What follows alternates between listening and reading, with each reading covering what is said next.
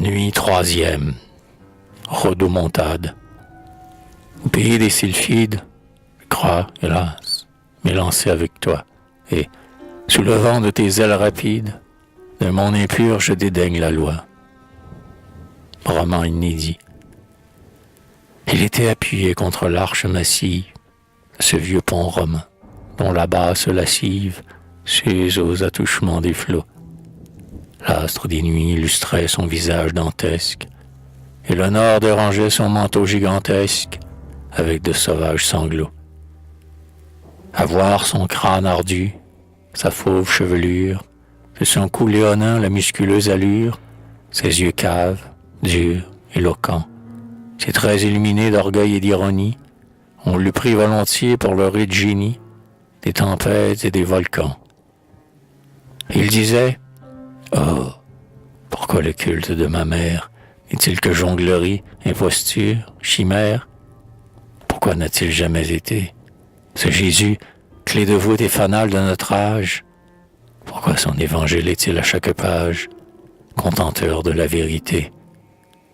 Et, dans le firmament, des signes, des symboles, amenaient ma superbe à croire aux paraboles du charpentier de Nazareth.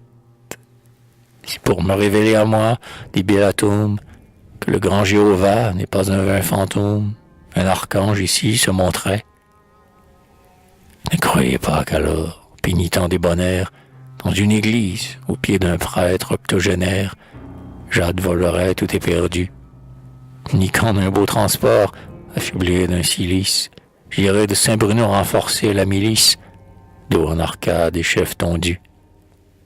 Non, non, je creuserais les sciences occultes, je m'en irais, la nuit, par des sites incultes, et là, me raillant du Seigneur, je tourbillonnerais dans la magie infâme, j'évoquerais le diable, et je vendrais mon âme pour quelques 1000 ans de bonheur.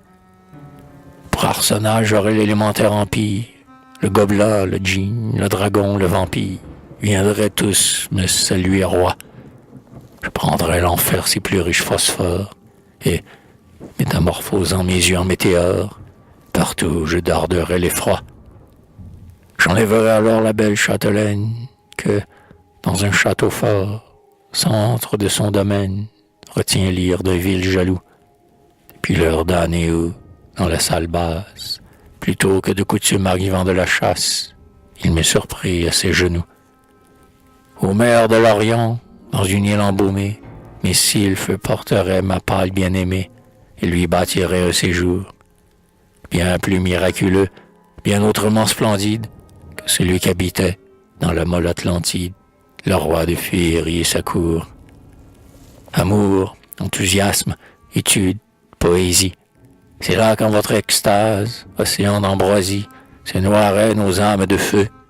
C'est là que je serais, fort d'un génie étrange, dans la création d'un bonheur sans mélange, être plus artiste que Dieu.